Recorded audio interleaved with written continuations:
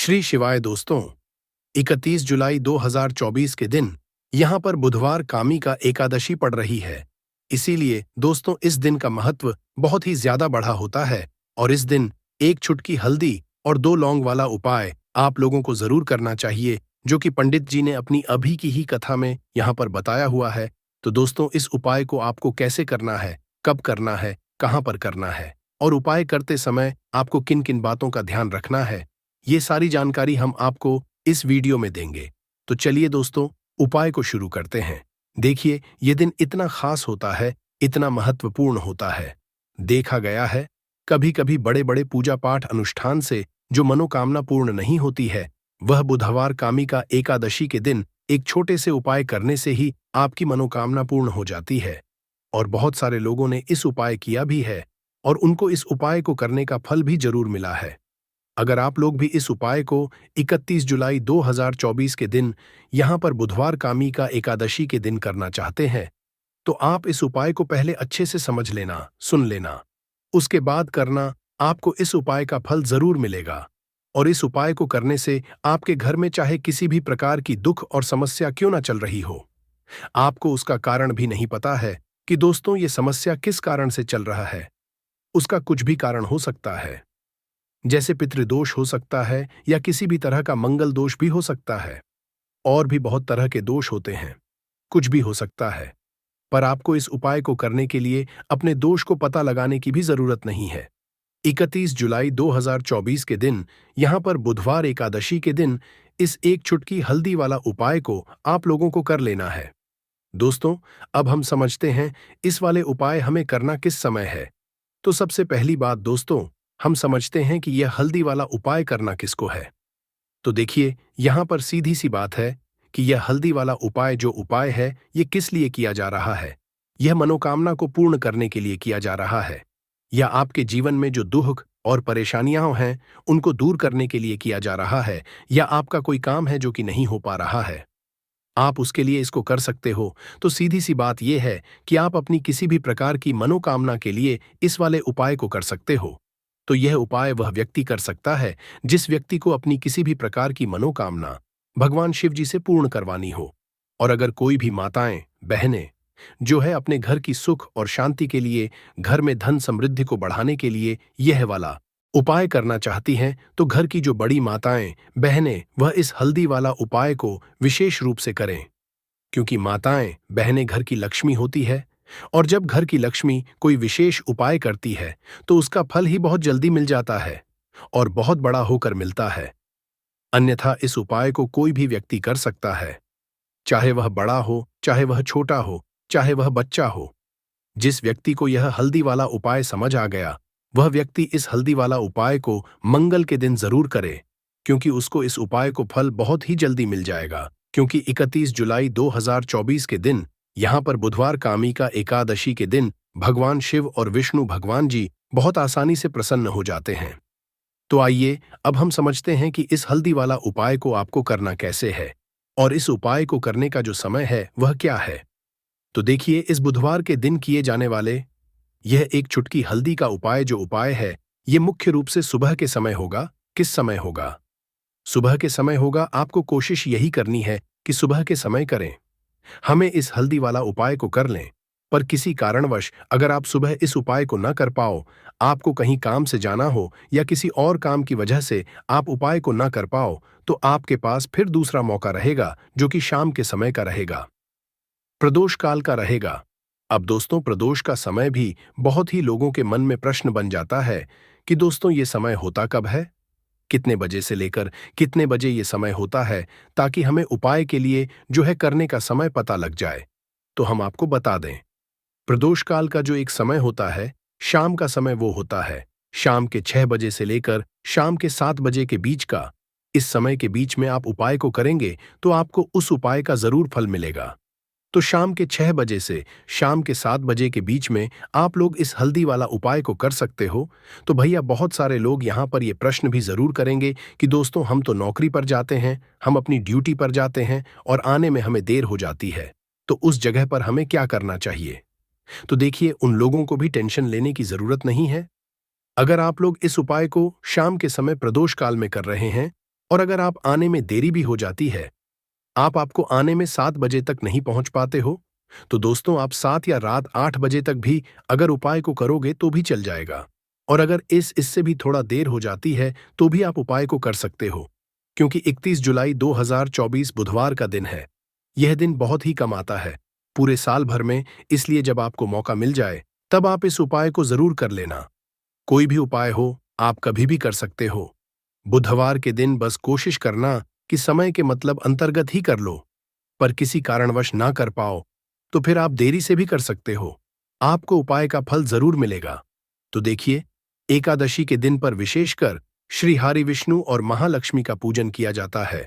अब साथ ही साथ बुधवार का दिन भी पार्टी डीडीएच गया है, तो ऐसा समझ लीजिए आपके जीवन में धन भी आएगा, सुख भी आएगा, धन बढ़ेगा भी, और साथ ही साथ आपके जीवन के सारे संकटों को संकट मोचन हनुमान जी दूर कर देंगे। तो चलिए सबसे पहले बात लेते हैं सबसे पहले उपाय की, जो कि कामिका एकादशी वाले दिन आपको विशेष कर करना है। और इस उपाय को करने से आपकी कोई भी ऐसी इच्छा, कोई भी विश जो अभी तक अधूरी है, पूरी नहीं हो रही है, आपकी बड़ी से विश और मनोकामना भी पूरी हो जाती है।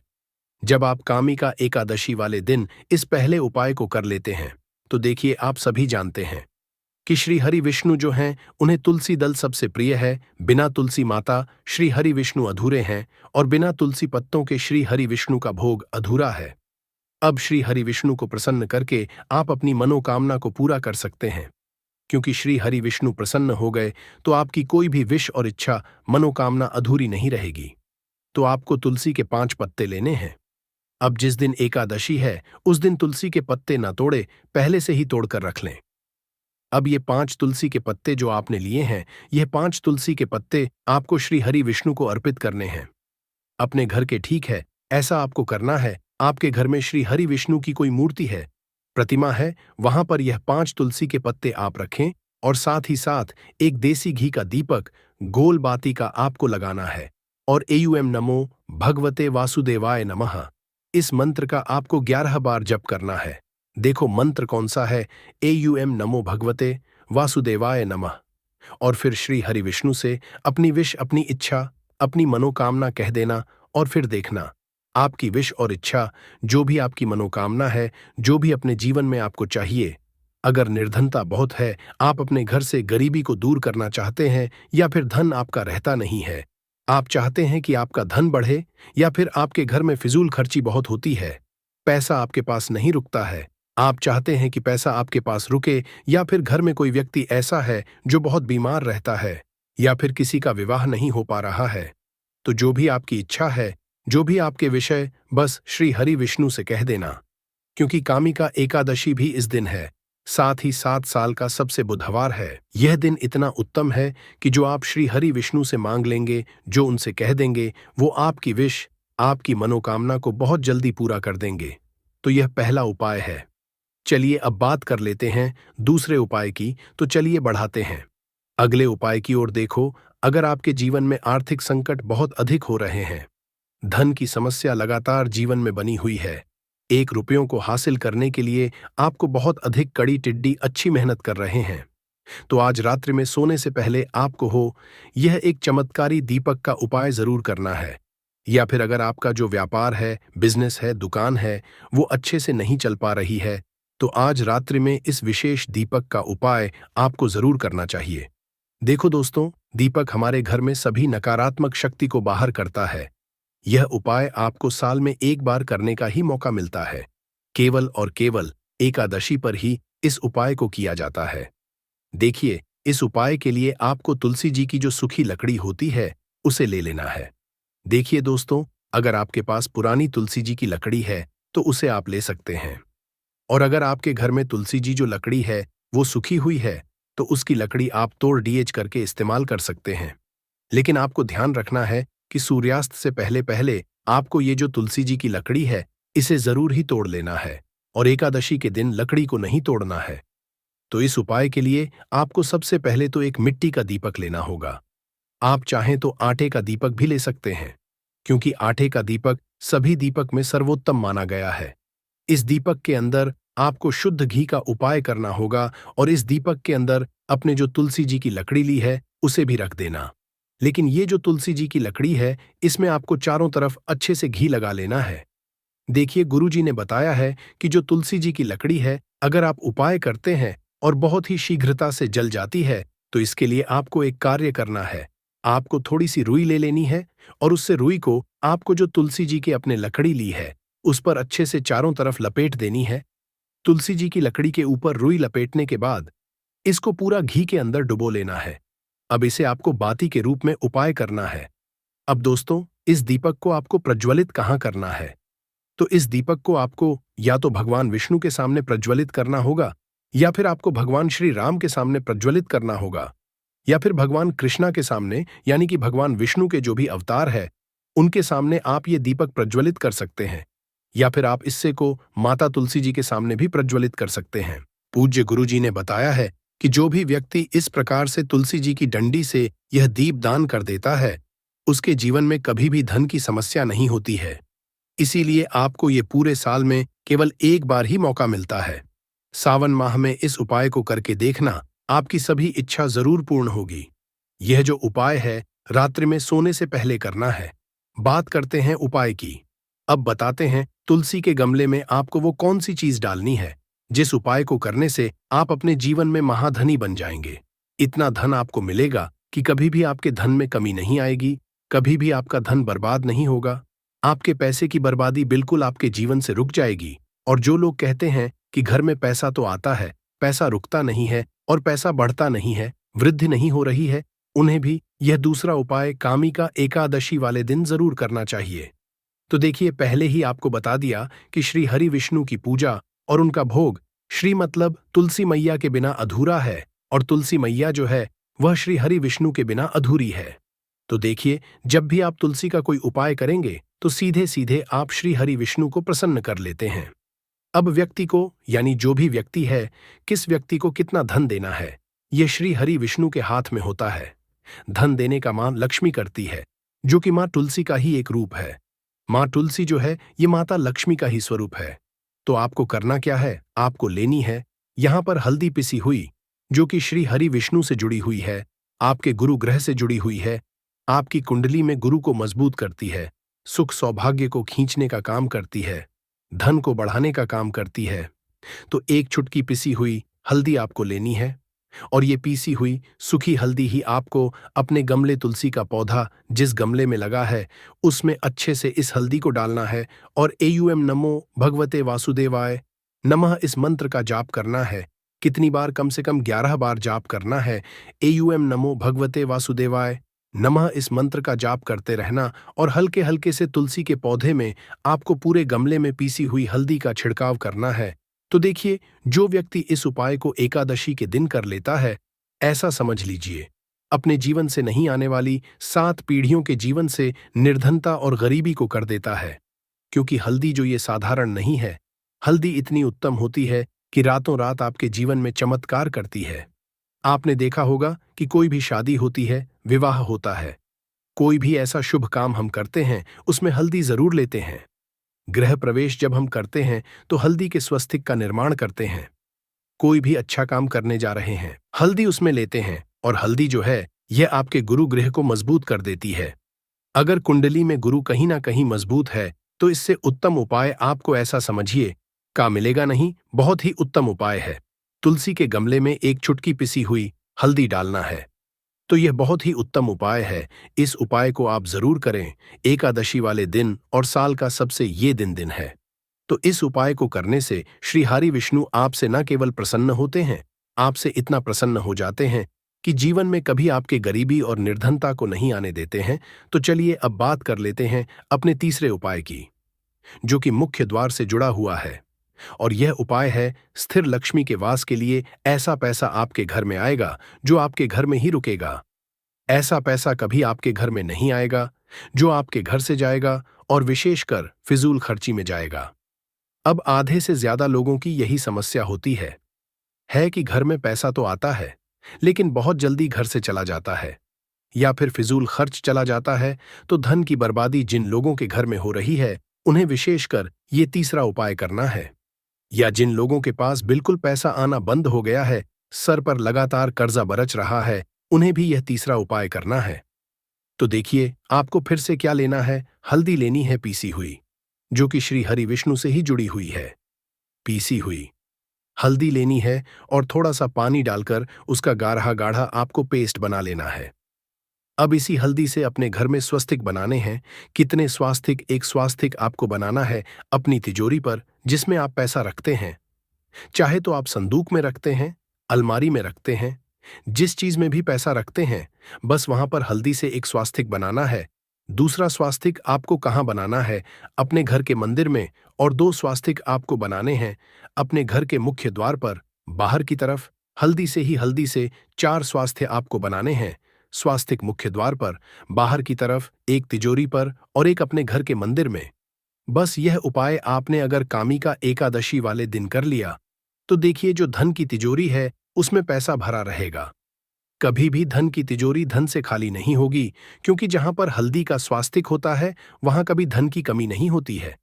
हमेशा वहां पर धन की देवी माता लक्ष्मी वास करती है, क्योंकि हल्दी किससे जुड़ी हुई है? श्री हरि विष्णु से। और मां लक्ष्मी कहाँ होती है? जहां श्री हरि विष्णु वास करते हैं।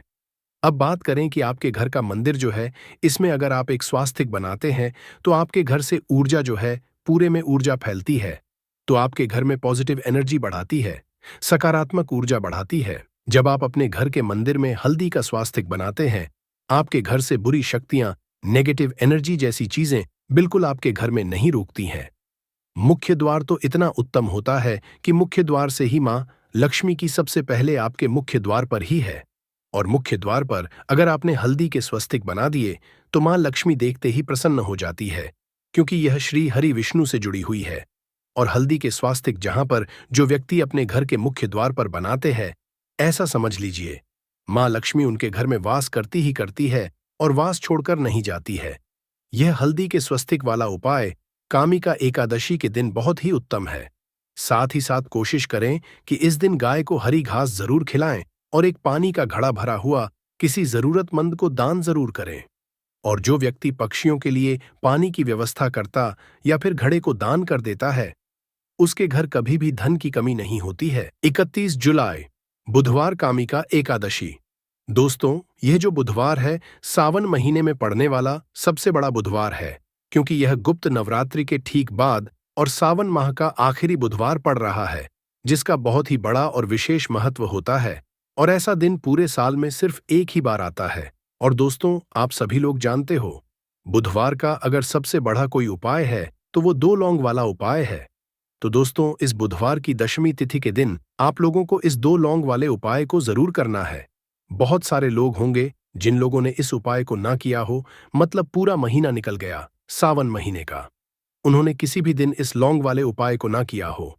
पर दोस्तों, आपके पास एक आखिरी मौका बचा हुआ है, जो कि 31 जुलाई के दिन है। तो इस दिन आप लोगों को इस वाले उपाय को जरूर कर लेना। भले ही आपने पूरे महीने भर इस उपाय को ना किया हो, पर अगर आपने इस सावन महीने के बुधवार दशमी के दिन अगर इस वाले उपाय को कर लिया, तो आपको इस उपाय को करने का वो फल मिलेगा जिसकी आपने कभी कल्पना भी नहीं करी होगी। इसीलिए आप लोग इस वाले उपाय को एक बार जरूर कर लेना, ताकि आप लोगों के हाथ से यह मौका ना जा सके और आपको इस उपाय को करने का फल मिल सके। दोस्तों, यह उपाय पंडित जी ने अपनी की ही शिव महापुराण की कथा में बताया है, जिस उपाय को आज हम आपको बहुत अच्छे से समझाने वाले हैं। इस वीडियो को देखने के बाद इस उपाय को समझने के लिए आपको कोई और वीडियो को देखने की जरूरत नहीं पड़ेगी। तो चलिए दोस्तों, उपाय को शुरू करते हैं। देखिए, यह इस सावन महीने के शुक्रवार बुधवार के दिन यह इतना खास होता है, इतना महत्वपूर्ण होता है। देखा है, कभी कभी बड़े बड़े पूजा पाठ अनुष्ठान से जो मनोकामना पूर्ण नहीं होते, वो सावन महीने एक छोटे से उपाय करने से ही आपकी मनोकामना पूर्ण हो जाती है। और बहुत सारे लोगों ने इस उपाय को किया भी है और उनको इस उपाय को करने का फल भी जरूर मिला है। अगर आप लोग भी इस उपाय को करना चाहते हैं तो आप इस उपाय को पहले अच्छे से समझ लेना, सुन लेना, उसके बाद करना। आपको इस उपाय का फल जरूर मिलेगा। और इस उपाय को कर लेने से आपके घर में चाहे किसी भी तरह की दुख और समस्या क्यों ना चल रही हो, आपको कारण भी नहीं पता है कि दोस्तों यह समस्या किस कारण से चल रही है। उसका कुछ भी कारण हो सकता है, जैसे पितृदोष हो सकता है या किसी भी तरह का मंगल दोष भी हो सकता है। तो इस दिन आप लोगों को यह वाला उपाय कर लेना है। यह एक ऐसा उपाय है जिस उपाय को अगर किसी विशेष दिन पर किया जाए तो दोस्तों उस विशेष दिन का जो है वह तो हमें मिलता ही मिलता है, पर हमने उस दिन पर इस उपाय को किया है तो हमें उससे भी बड़ा फल मिलता है, और फल बहुत जल्दी मिलता है क्योंकि आप उपाय को बहुत ही बड़े और विशेष दिन पर कर रहे हो। तो चलिए अब उपाय के बारे में बात करते हैं, परंतु उससे पहले आप लोगों को यह जानना आवश्यक है कि आखिर यह उपाय किस समय करना है, किसको करना है और कैसे करना है। तो चलिए हम आगे आपको वीडियो में एक एक करके बता देते हैं, परंतु उससे पहले अगर आप लोग हमारे चैनल पर नए हैं तो हमारे चैनल को सब्सक्राइब कर लेना और इस वीडियो को लाइक करके कमेंट बॉक्स में श्री शिवाय नमस्तुभ्यम AUM नम शिवाय जरूर टाइप कर देना। तो दोस्तों इस 2 लौंग वाले उपाय को हमें इस बुधवार दशमी के दिन कैसे करना है, किसको करना है, किस समय करना है और कहां पर करना है, ये सारे सवालों के जवाब आपको इस वीडियो में मिल जाएंगे। और जो ये वीडियो देखेगा दोस्तों उसको लौंग वाला उपाय जरूर करना चाहिए, क्योंकि इस दिन लौंग का भी बहुत ही बड़ा और विशेष महत्व होता है। और जब बात आ जाए 2 लौंग की तो ये सोने पे सुहागा वाली बात हो जाती है और ये एक बहुत उपाय हो जाता है इस बुधवार का। तो अब दोस्तों इस 2 लौंग वाले उपाय को आखिर करना किसको है, सबसे पहले हम लोग वो बात जान लेते हैं। तो देखो घर की जो बड़ी माताएं बहनें होती हैं, उन माताओं बहनों में से कोई भी एक बड़ी माता बहन इस वाले उपाय को कर सकती है। और दोस्तों अगर आप चाहें तो अपने घर में से सभी सदस्यों को भी इस उपाय को करवा सकते हैं। अगर किसी व्यक्ति की खुद की कोई मनोकामना है, खुद की कोई दुख और परेशानी है जो कि वह अपने लिए ही करना चाहता है, इस वाले उपाय को तो वह खुद अपने लिए भी कर सकता है। बाकी अगर कोई घर में से ऐसा है जो कि अपने पूरे घर परिवार की सुख और शांति के लिए ये वाला उपाय करना चाहता है तो दोस्तों वह भी कर सकता है, उसमें भी कोई दिक्कत वाली बात नहीं है।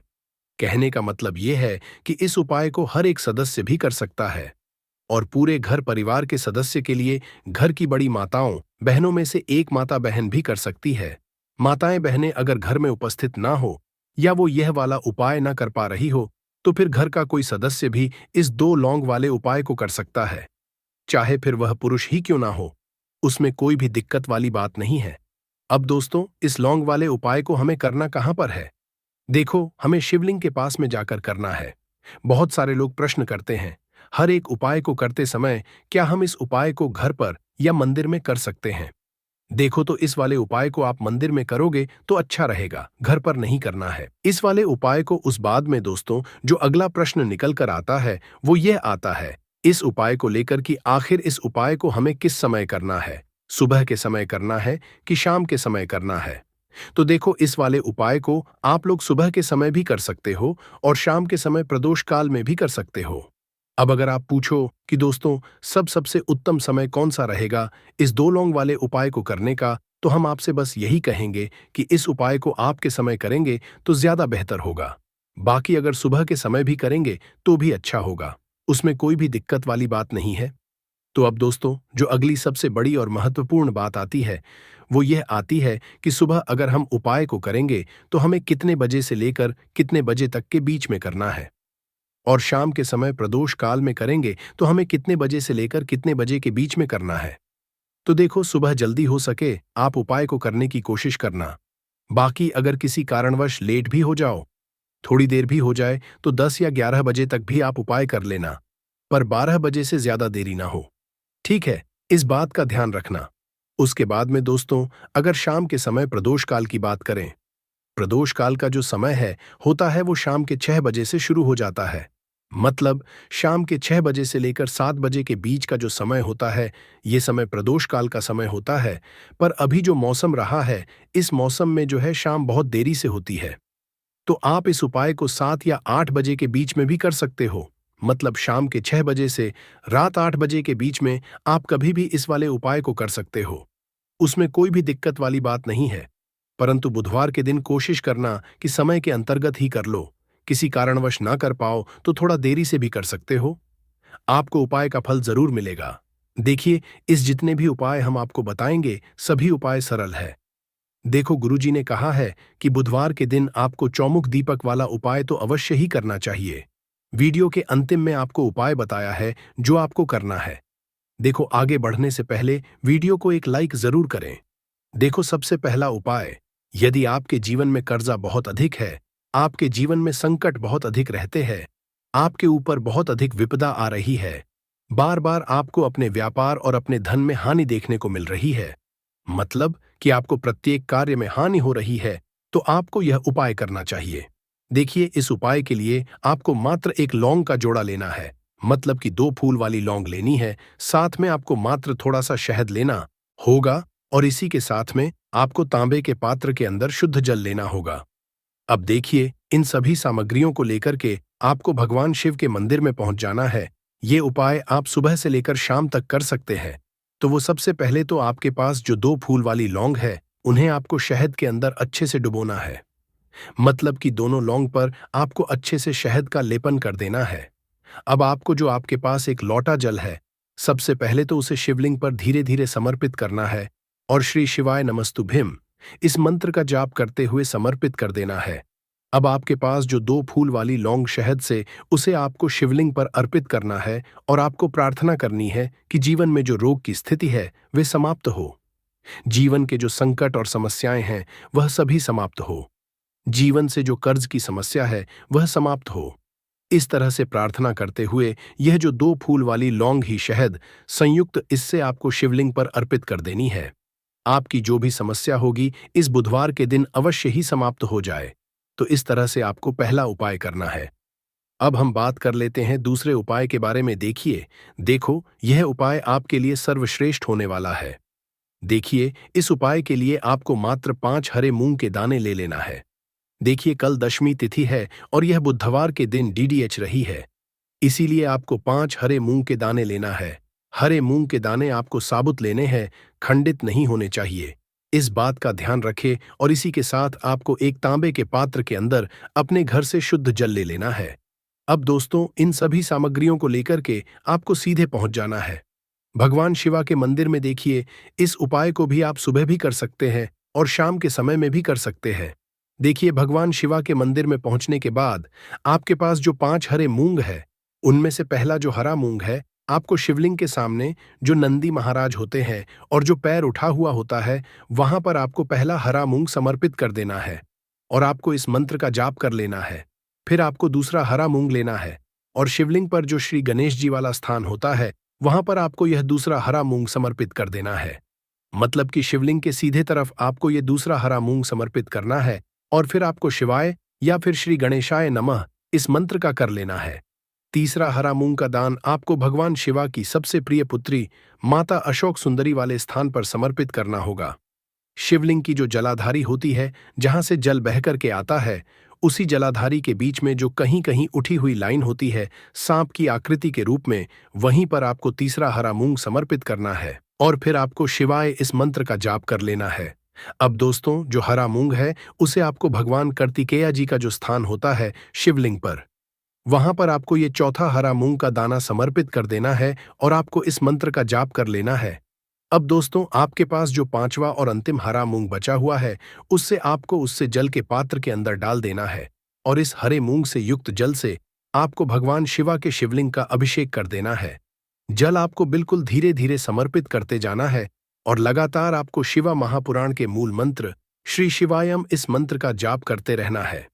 फिर आपको शिवलिंग के सामने बैठकर, यदि आप अपने बच्चों के लिए ये उपाय कर रहे हैं, यदि आप अपने बच्चों की बुद्धि ज्ञान और विवेक के लिए उपाय कर रहे हैं, तो उसके लिए आपको प्रार्थना कर लेनी है, या फिर व्यापार में वृद्धि करने के लिए ये उपाय कर रहे हैं तो उसकी कामना करते हुए आपको प्रार्थना कर लेनी है।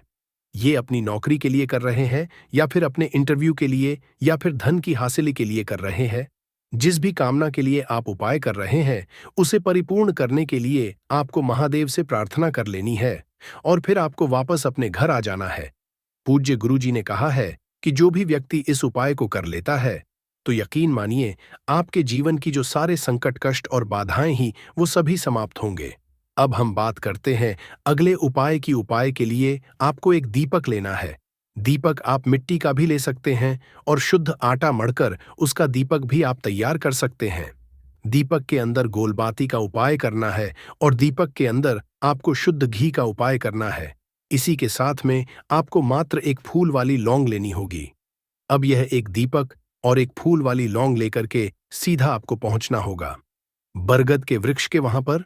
देखिए, सबसे पहले आपके पास जो एक फूल वाली लौंग है, उससे आपको बरगद के वृक्ष की जड़ में समर्पित करना है।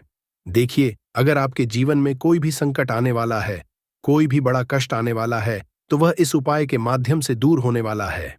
महादेव की विशेष कृपा रहेगी कि जो भी संकट आपके जीवन में आने वाला होगा, वह भी दूर हो जाएगा।